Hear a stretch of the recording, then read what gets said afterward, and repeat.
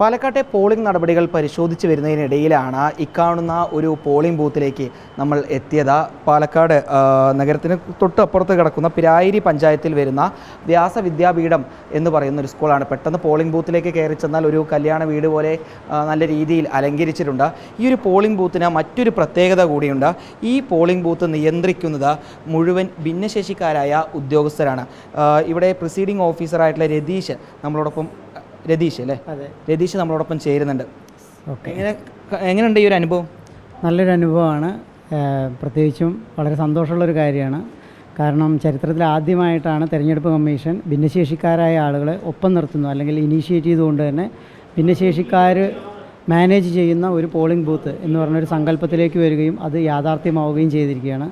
സാധാരണ രീതിയിൽ ഭിന്നശേഷിക്കാരായ ആളുകളെ തെരഞ്ഞെടുപ്പ് ഡ്യൂട്ടികളിൽ നിന്ന് മാറ്റി നിർത്തുകയാണ് ചെയ്യാറുള്ളത്. കാരണം വളരെ ഉത്തരവാദിത്വവും വളരെ സെൻസിറ്റീവായിട്ടുള്ള ജാഗ്രതയോട് കൂടിയിട്ട് വേണ്ട ഒരു ഡ്യൂട്ടി ആയതുകൊണ്ട് തന്നെ പലപ്പോഴും ഭിന്നശേഷിക്കാരെ കൊണ്ട് അത് നടത്താൻ കഴിയുമോ എന്നുള്ളൊരു ആശങ്ക ഉണ്ടായിരുന്നു. പക്ഷേ ഇപ്പോൾ പല ഭിന്നശേഷികളുണ്ട് എന്നുള്ള തിരിച്ചറിവിൻ്റെ ഭാഗമായിട്ടാണ് തെരഞ്ഞെടുപ്പ് കമ്മീഷൻ ഇങ്ങനെ ഒരു തീരുമാനം എടുക്കുകയും ഞങ്ങൾക്കത് വളരെ ഭംഗിയായിട്ട് സന്തോഷത്തോടു കൂടിയിട്ടും വളരെ ആത്മവിശ്വാസത്തോടു കൂടിയിട്ട് ആ കാര്യങ്ങൾ ഭംഗിയായിട്ട് ചെയ്യാൻ കഴിഞ്ഞു എന്നതിൽ വലിയ സന്തോഷമുണ്ട്. പാലക്കാട് വലിയ ചൂട് അനുഭവപ്പെടുന്നൊരു സമയമാണ്.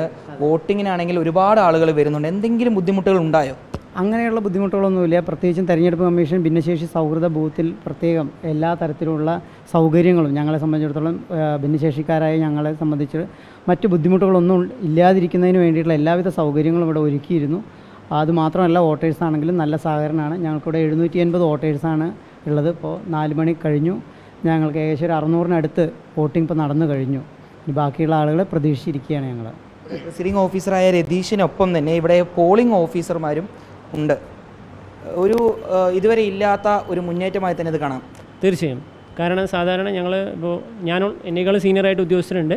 ഞാൻ 10 വർഷത്തോളമായി സർവീസിൽ കയറിയിട്ടുണ്ടെന്നുണ്ടെങ്കിലും നമ്മൾ ഇലക്ഷനുമായി ബന്ധപ്പെട്ടിട്ട് ഒരു ഡ്യൂട്ടിയെക്കുറിച്ച് പറഞ്ഞു കേൾക്കുന്ന സമയത്ത് കൂടെ വർക്ക് ചെയ്യുന്ന സ്റ്റാഫുകൾ എപ്പോഴും പറയാറുണ്ട് അത് കുറച്ച് റിസ്ക് പിടിച്ച പരിപാടിയാണ് കളക്ഷൻ സെൻറ്റർ മറ്റുള്ള സംഭവങ്ങളെന്നൊക്കെ പറയുമ്പോൾ വെറുതെ പോയി ബുദ്ധിമുട്ടുണ്ടാകുന്ന കാര്യം നമ്മൾ മാറി നിൽക്കാറാണ് പതിവ്.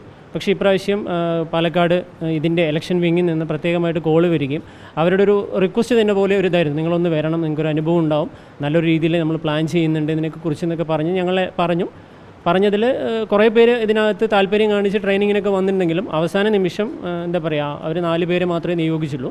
ആ 4 പേര് ഞങ്ങൾ വന്ന് ഇന്നലെ കളക്ഷൻ സെൻറ്ററിൽ പോയി കളക്ഷൻ മറ്റേ EVM മെഷീൻ മറ്റുള്ള എടുക്കുന്ന സമയത്തൊക്കെ ആദ്യം ചെറിയൊരു പ്രയാസം തോന്നിയെങ്കിലും പിന്നീട് അവരോട് പോയി സംസാരിച്ചതിന് ശേഷം അവർ പറഞ്ഞു, നിങ്ങളൊരു ഭാഗത്ത് പോയി ഇരിക്കുക, ബാക്കി നിങ്ങളൊന്നും അറിയേണ്ടെന്ന് കരുതി ഞങ്ങളെ ഒരു വണ്ടി കയറ്റി ഇങ്ങോട്ട് വിടുക, അതല്ലാതെ ബാക്കി എല്ലാ കാര്യങ്ങളും അവരിവിടെ ഒന്ന് സെറ്റ് ചെയ്ത് തന്നു.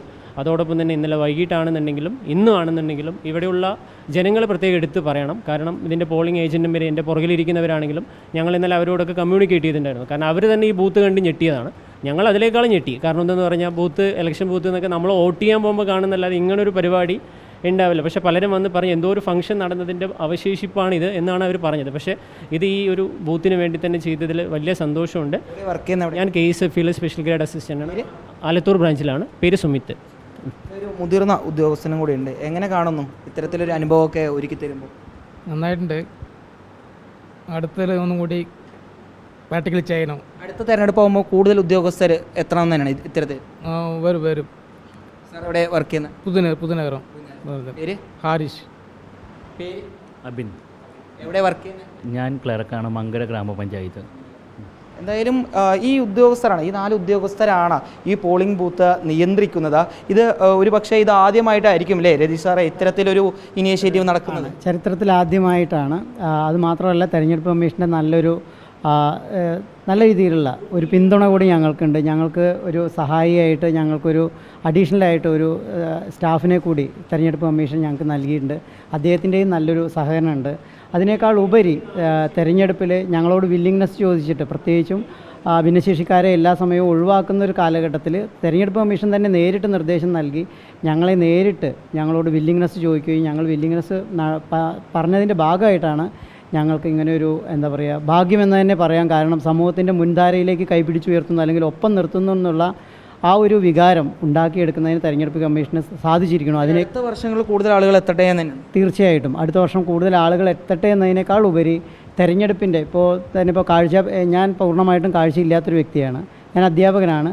അപ്പോൾ അങ്ങനെയാണെങ്കിൽ കൂടിയും എൻ്റെ കഴിവുകളെ തിരിച്ചറിഞ്ഞ് ഇങ്ങനെയുള്ള വളരെ രാഷ്ട്രത്തിൻ്റെ നിർമ്മാണ പ്രവർത്തനത്തിലെ ഏറ്റവും ഉയർന്ന ഒരു കാര്യമായിട്ടുള്ള ഇങ്ങനെയൊരു കാര്യത്തിൽ പങ്കാളിയാക്കുന്നു എന്ന് പറയുന്നത് തന്നെ അഭിമാനമുണ്ട്. അതോടൊപ്പം തന്നെ വലിയ സന്തോഷമുണ്ട്. ഈ തെരഞ്ഞെടുപ്പിൻ്റെ പല കാര്യങ്ങളിലും, പ്രത്യേകിച്ച് ഇപ്പോൾ കാഴ്ചപരിമിതരായിട്ടുള്ള ആളുകൾ വോട്ട് ചെയ്യുന്നതിൻ്റെ കാര്യങ്ങളിലൊക്കെ തന്നെ ഇപ്പോഴും പല ബുദ്ധിമുട്ടുകളും പലരും അനുഭവിക്കുന്നുണ്ട്. അപ്പോൾ അങ്ങനെയുള്ള കാര്യങ്ങളിലൊക്കെ തന്നെ കൂടുതൽ ഭിന്നശേഷി സൗഹൃദമാകുന്നതിന്, എല്ലാവർക്കും അതിൻ്റെ ഒരു ഗുണം ലഭിക്കുന്നതിന് ഇതൊരു വഴിയാകുമെന്നാണ് കരുതുന്നത്.